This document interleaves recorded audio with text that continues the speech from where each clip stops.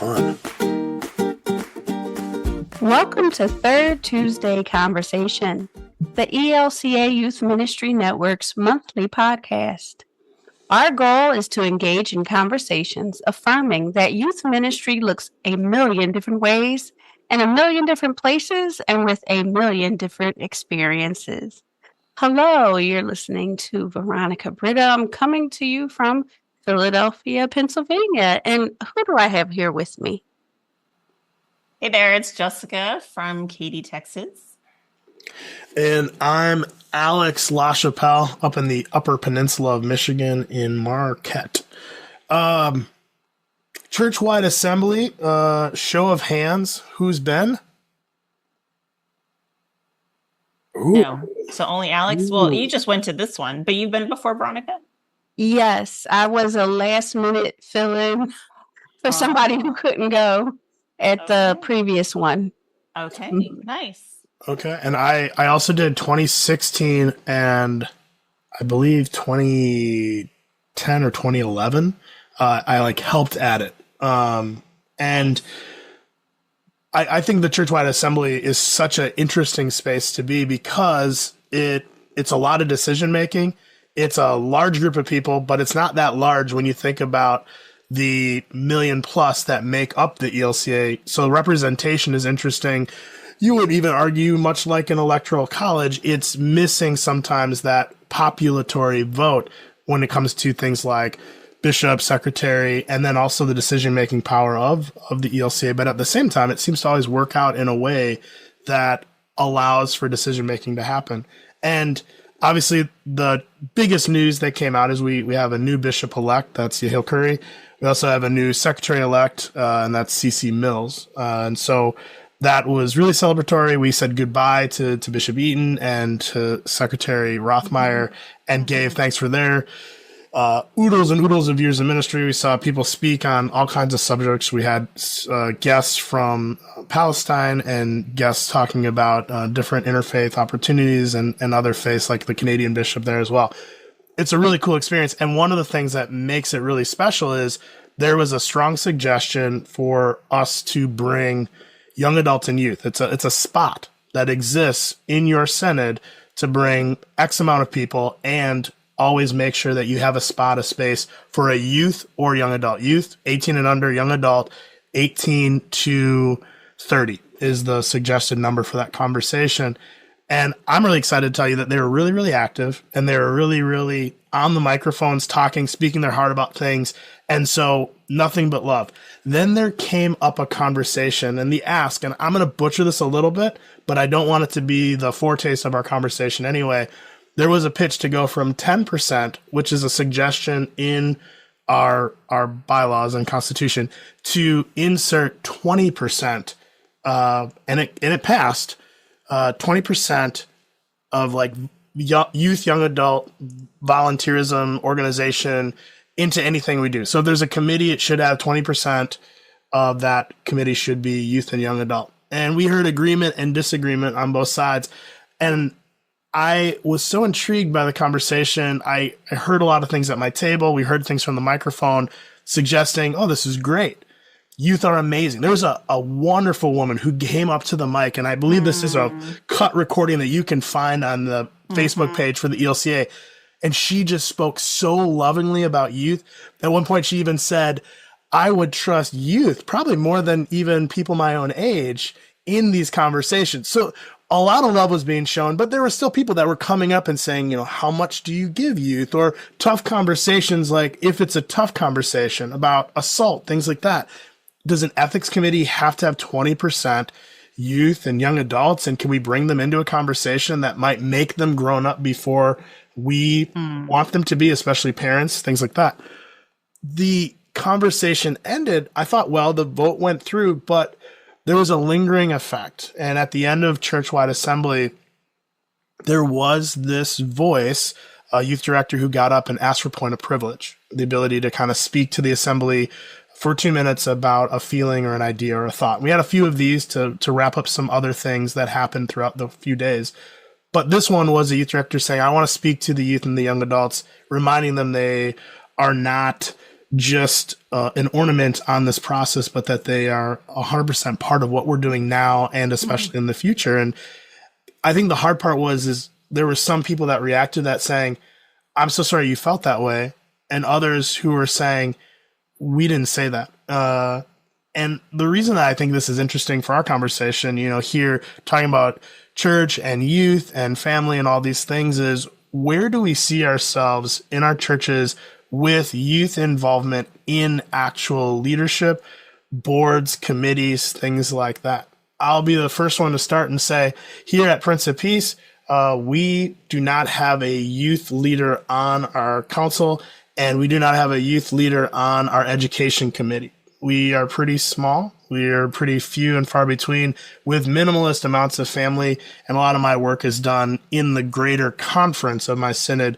So when we do youth events, I grab my one or two and I tag along on some of the bigger events and help the camp and other bigger youth group events do things. So we haven't yet adopted or brought in this conversation, but I'm wondering, even in past situations or your current situations in your churches or things that you've seen in your own experiences, how have you brought youth into your church bodies of like litigation, legislation, and organization?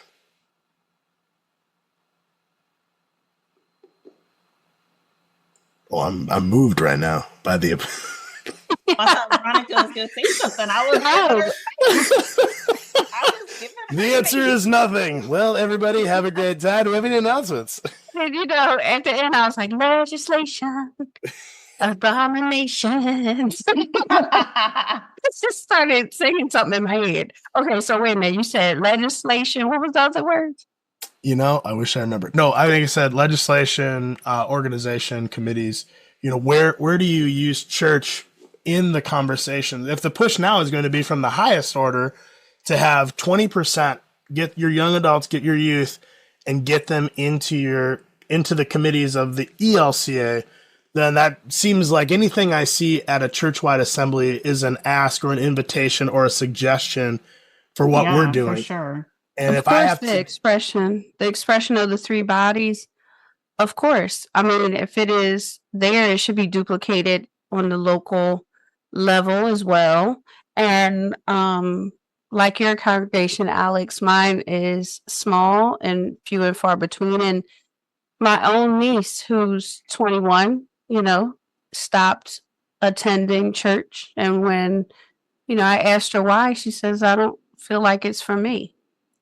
So that is a conviction that, God places on our hearts, in that what is our role?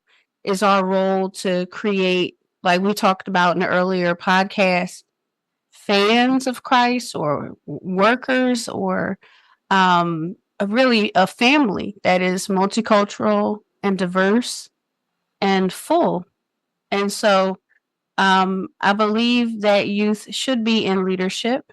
I would love to have a young person on the church council. I just want it to be meaningful to them. Because like a lot of people commented, I didn't attend, but I followed some people on social media, and they were talking about the beauty and the pain of Robert's Rules of Order. And so what does that look like for youth? Not to throw it all away, but what would it look like to have a different kind of gathering, a different feedback session that was maybe within the Robert's Rule of Order that could kind of mix it up a little bit, where people can really express themselves without knowing this 96-page book of parliamentarianism. So that's what I think about, a lot. I think about it a lot because we are a church that's trying to get, 1 million young people to join, and we are not succeeding. And so there's going to have to be some change, and the hearts and minds of our congregates are going to have to adjust to what is new. And how to keep tradition, but also how to welcome people and ideas that are different. And how do you merge that all together? So that's the challenge, is that our church is aging. And even in our own church, I don't know about you, Jess, but I feel like I'm the connector, or sometimes I'm the youngest person in the room. And I'm middle aged. So it could be quite a challenge, but I think it's worth it. I think it's worth it to have a young person. You know, everybody can identify a young person, even if all the other teens or college students are left and never came back. There's one kid and they're there. They come to church, but are they engaged? And that's something I'm saying to myself. So I can think of right now a young person. They come to church. They're in their 20s. They're like 20. And they come to church every Sunday. What am I, as I am church council president, what am I doing to grow that person into a leader? And that's a conviction on my heart. So Jess, let me hear about you. What you got going on in Texas? Yeah. You know, the church that I've been at, I've been there for 24 years almost. And I served as the youth minister, the children's minister, the director of discipleship, and now I get to be a regular member. And so like so much of my time there has always involved students in leadership, right? We never did things in a silo, but always has students in part of our leadership development. And I will say it is something that continues at least in worship and an involvement in ministries. Like, so it's not like, okay, the choir is only for the adults, or the bells are only for adults, or being an usher is only for the adults. No, I mean, you see kids of all ages participating in especially worship. I mean, I love it. We have some special little kids at our service that they'll always bring up the offering at the end of passing the plate. And, you know, oh my gosh, even my own kids help with communion since junior high, right? Not even since college, right? I mean, like at a younger age. I mean, so there's always been, I think, an intrinsic value that students have worth and should be, you know, part of leadership. Have we ever had a youth on church council? Not in the time I've been there. Would I wish that on a young person? Probably not.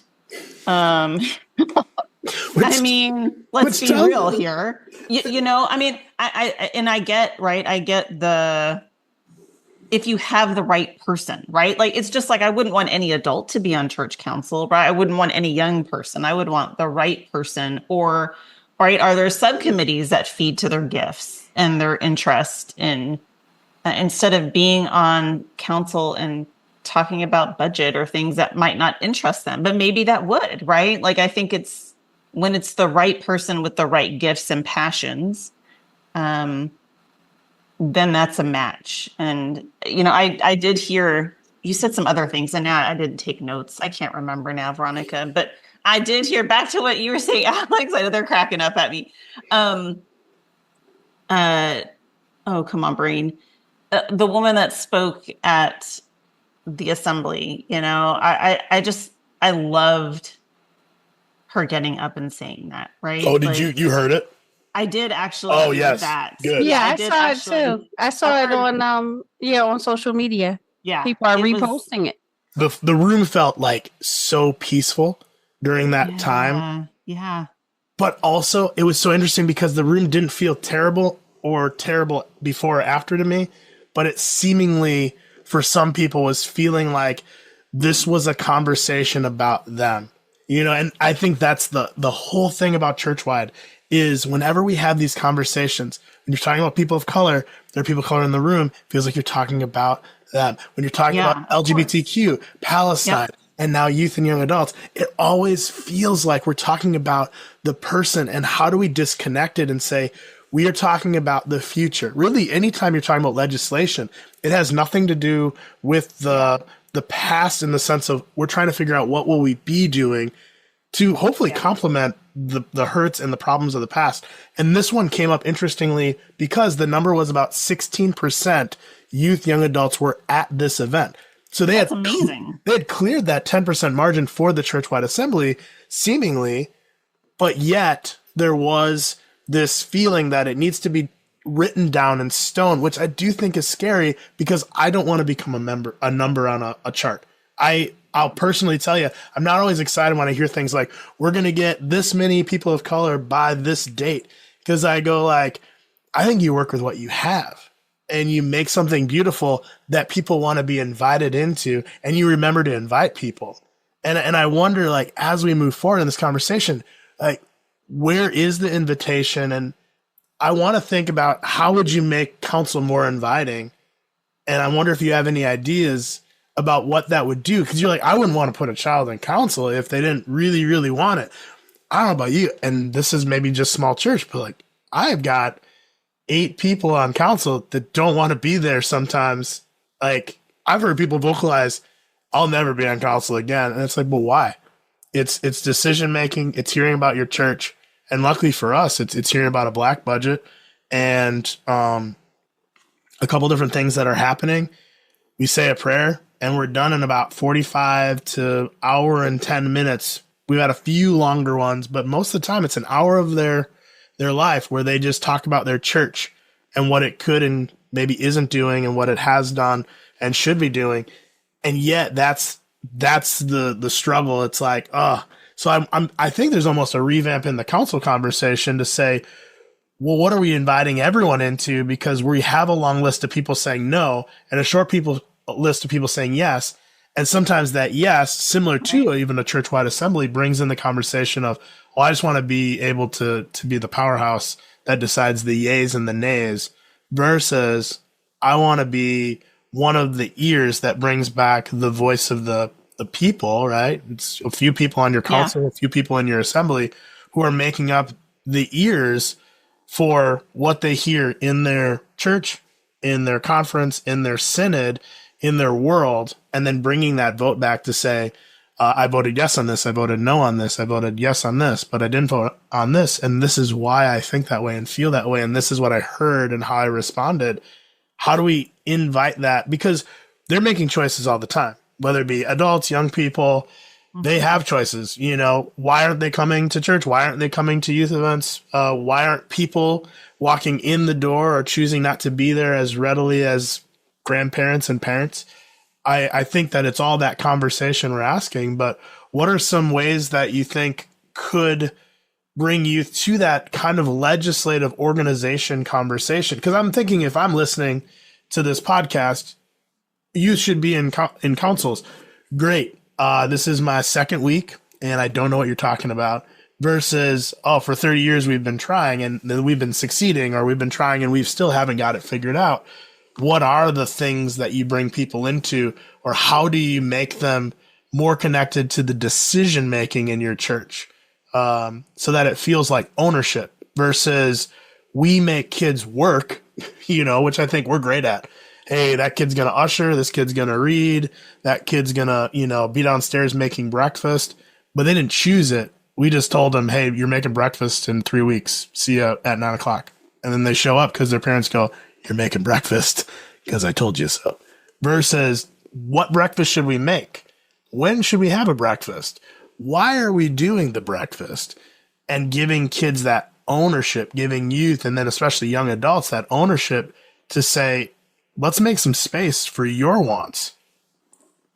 Does that make sense?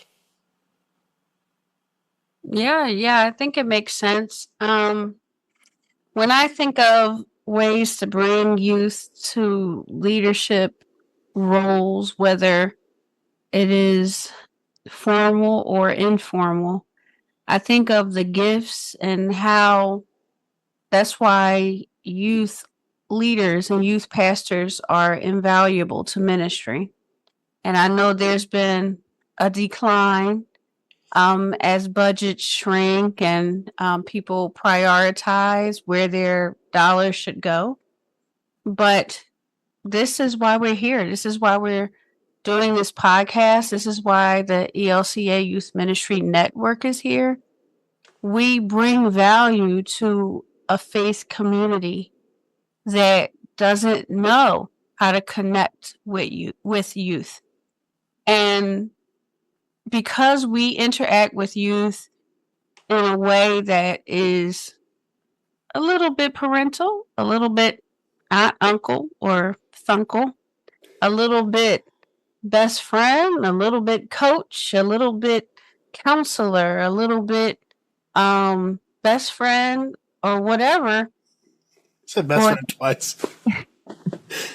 How did you track that? I know. Don't rewind, listeners. Don't rewind. I didn't say best friend twice. I think that's my dollar effect. And judge, jury, prosecutor. Like, I think that's a view that they have of us as well, right? Like, yeah. Well, yeah, in a way that can discipline with love sometimes. If they're not getting that at home or at school, it's like we can discipline you, but it is with love, you know. Anyway, we're things to a lot of young people, and we can identify their gifts. Like, that's literally what our job is, to, in the path of Jesus, to identify people's gifts. You know, he went up on the beach and was like, "Oh, y'all fishing? Can make you fishers?" Man, what kind of accent was that? I don't know. But I think that's what Jesus sounded like when he said that. And he identified the gifts of the talkers, the movers, the shakers, the people who thought that they weren't worth anything. And he said, you can make a difference. You can be a change in this world. And I think that's the role of the youth volunteer, the youth pastor, the youth worker. And that, I wish that role would grow. But it's in our capacity to recognize the gifts.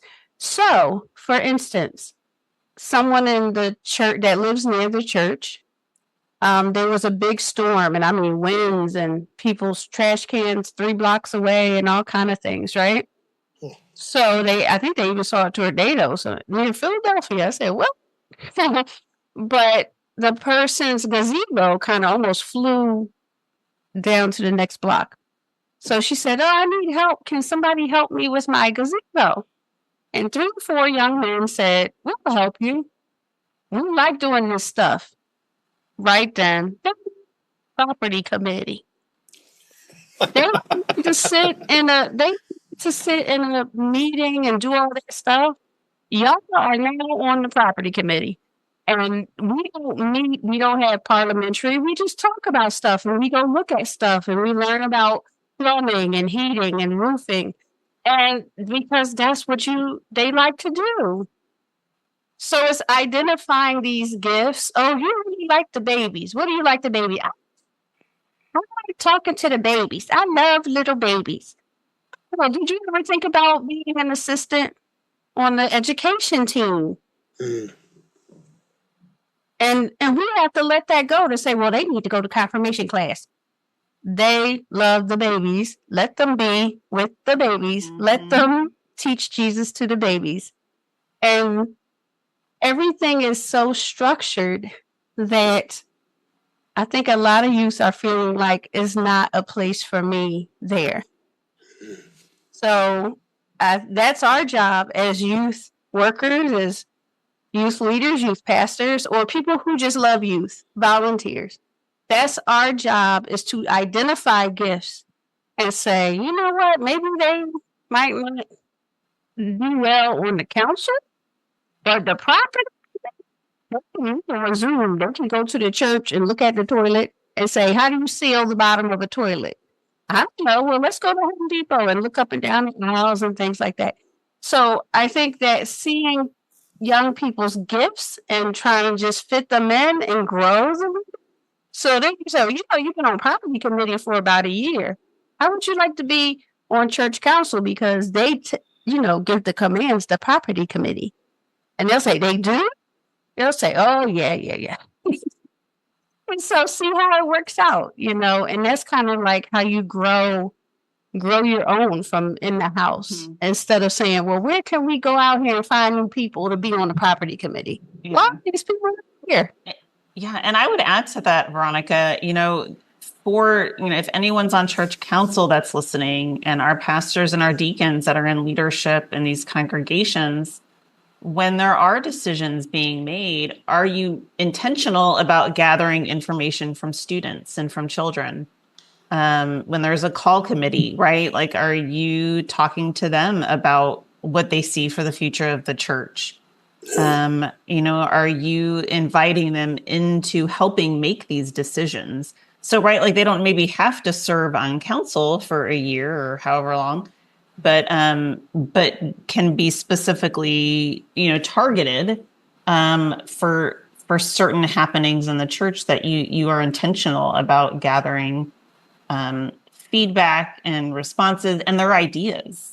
I mean, that's the thing. That's what I loved when I heard that woman speak at Churchwide to that vote. It just made me think about, there's plenty of times where I've been planning things or doing things in the congregation with students or even synod-wide, and they have so much to offer. And it doesn't take a lot of effort to get to know them and find out what they think about things. Because sometimes they do have better ideas than the adults who can only see in one way. I work with churches all the time across the country, and it's not everybody, but there's always a group within a congregation, right? They can only see in this one direction, like they have horse blinders on, and they can only see down the path, right? We've always done it this way. This is the way it happens. We can't change it because we're going to upset so-and-so. Right. And it's all the technical, right? It's all the technical of, well, you can't change worship, or you can't, right? Like all these rules that mean nothing. But not nothing, but you know what I mean? And like, let's import, the important things, Meaningless, says the teacher. Meaningless, says Jessica. Just time to die. Just drop it all out there. Jessica's like, Ecclesiastes goes like this. There's a time to die, and there's a time to die. There's a time to die. There's a time to die. There's a time to die. No, I'm telling you. You're right. The churches time to kill. Kill it. Well, the churches that are dying are looking at their belly buttons. I think this is the truth of it. And I mean, well, and I think what's interesting as you're talking, because I was thinking about Robert's Rules, because like, I'm not gonna lie, I came back from this assembly like fired up, like I should read Robert's Rules, guys. Like, about Robert's Rules. Oh wow. Because I do think there's something good about order, but I think what's interesting, and I think this might help the conversation a little bit, is listening to Veronica who's making a face like she's being sucked into space and can't breathe. That how do you operate the basis of Robert's Rules in your youth groups, in your church, to teach it so that it's not like point of order, all this kind of stuff, but the ability to say, we have a choice to make, and we should speak more and vote more as a congregation, not with little pads that everybody's pressing 1 for yes and 2 for no, but being able to ask questions like, we have a choice. We've got, and maybe being a church that gives choice, especially low risk, high reward choices. So I think some churches already do this with Good Gifts Fair. Great example, right? You get your youth together, whether it be youth group, children's youth, whatever. You say, hey, we have an opportunity. I want to give you a choice. We're going to buy a goat, or we're going to buy some bees. And the kid's like, bees. Fine. You check bees, or you show them that Good Gifts card, and they think they bought bees. Great.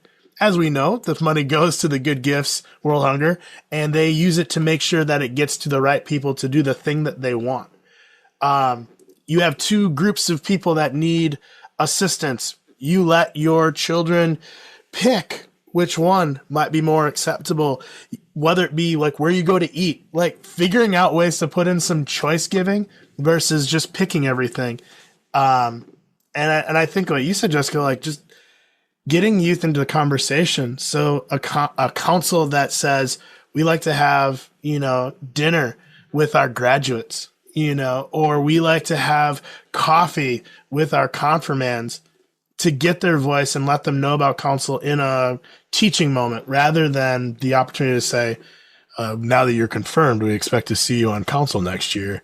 You will be our youth rep, but giving them that space to connect with the organizations, to have a voice, and maybe to say things like, here's something that we have a choice on, and we could use a youthful voice and mind, but also we didn't set it up so that the youth just decided that our church should be a skate park. And it's like, no, wait a minute, hold on. Versus, hey, we've got a choice that we can do two things. We can participate in this or participate in that. Do you have a preference of what we would do as a church? And if you start giving those choices out and giving them a vote as a youth group and saying things like, hey, there's 10 of us here and we have to make a choice. All in favor, say aye. All opposed, any more discussion? Things like that, that if you learn to say that without making it sound like Robert's Rules, you're teaching diplomacy, democracy, and what it means to be part of the greater church, even in the smallest of ways. And you can do that with 5-year-olds. Hey, our noisy offering, are we going to put it over there or put it over there? And so I think for me, if I'm looking at somebody who's going into year one, invitation to council, great. But if council is terrible for adults, don't bring them in. But maybe use that conversation for your council. Hey, I want to start bringing a youth and I need to figure out how to make this approachable and helpful. Maybe it's that your council's never done highs and lows before, but my youth group does highs and lows all the time. So getting your council to do some things that makes a youth person go, oh, they're just like me. And to tell stories, teach about each other, and then say, guys, we're doing this, we're doing that. Or to even say, I'm going to have them come for the first 20 minutes and then I'm going to dismiss them so that they don't sit through the stuff that maybe isn't where they're at rep, And so I think those are things that we can keep in mind as we look at legislation and conversation about leadership, because now the push is on. 20%. You should be getting your youth and your young adults getting ready, because the ask is going to be, if there's a committee or an organization, it's going to be looking for 20% of our church to step up, which means that's 20% of what you have as well. So I think that this conversation sounds businessy, but it really is about prepping. And the last thing I would say is, Hill Curry talked about being an investment as somebody who started in team ministry and coming up. And he pitched an idea as they were electing the bishop, that you teach somebody something, you bring somebody along 2 by 2. For him is an image of, I'll do it and we'll discuss it. We'll do it and we'll discuss it. You'll do it and we'll discuss it. And so I think there's something to be said about making that part of this council conversation, to say, we're going to bring you into some spaces because we want you to see it. Because you know what? Honestly, one day we won't be here. And I don't ever want you to be trapped thinking that no one ever told you about this stuff, whether it be the highest of high council conversations to the lowest of low. I want every aspect of our church to be communicable. And to wrap up our time, is there anything that that last burst of energy before we go into announcements? No, I agree. I think now is the time. We're in the present. Let's, make it do what it do, but make sure we do it authentically and with meaning, and not just a token. Hey, you youth over there, do this. But the invitation has to be genuine, because young people can see right through it. Yeah. So the invitation really has to be genuine. It's like, I think the church could use you. And if you need help, I'm here to help you and guide you. And so is God. God is here. So I think that was a wonderful message to leave you all with as we get ready to go back to school and things like that. So I'll pass it over to Jess. All right, friends. A few announcements before we finish up today. The first thing, super exciting, the Youth Ministry Network Extravaganza. Registration for January 2026 is now open. Meet us in St. Louis for speakers, workshops, and connecting with other adults who serve with children and youth. And you can register at elcaymnet.org. Next, a reminder, as a Network Plus members, you have access to Martin's List. Martin's List is a resource sharing website. Right now, it has 500 different resources that have all been created by children, youth, and family volunteers and professionals working in congregations just like yours. So if you're looking for a retreat curriculum, a Bible study, or an activity, maybe for Reformation coming up, who knows? Or resources like this, go to martinslist.com, log in, and do a search. You'll have to adapt it for your context, but that's everything in youth ministry. So if you write or create something, be sure to share it on Martin's List as well. Others can benefit from your work that you've done. So thank you. And if you're a fan of podcasts, Faith Listens is a new podcast that is fresh out of the gate. It is from the network's Formation Co-op. They're laughing because I was like, ooh, am I supposed to say this announcement? But I'm going to say it. It is fresh. A limited series. It's fresh out. It's a limited series and is talking about the different things that the co-op is learning as it works with congregations on a new framework for ministry with young people. Search Faith Listens wherever you get your podcasts or go to elcaymnet.org/Faith Listens. Thanks. Oh, nope, got a phone call. Thanks to all of you who are members of the network. Your membership makes things like Third Tuesday Conversation, Oasis, Connect Journal, and Formation Co-op, and Martin's List, and Extravaganza, and much more possible. If you're not a member of the network, we encourage you to join. Our memberships are what make all of this possible, and we are grateful to be a community that cares for this important ministry. Thank you so much. New podcasts will be released on the third Tuesday of every month, and be sure to like and subscribe so you receive them as they come out. And of course, share them with your friends. Finally, a big thanks and arms raised to Paul Amlin, our 3TC producer, for his work. Have a great week, friends, and look for our next episode on the third Tuesday. And this is Jessica signing out. This Veronica is signing out. Oh, I could. Yeah, Alex put butting in. Out. Did Alex release? And last but not least, this is Alex signing out.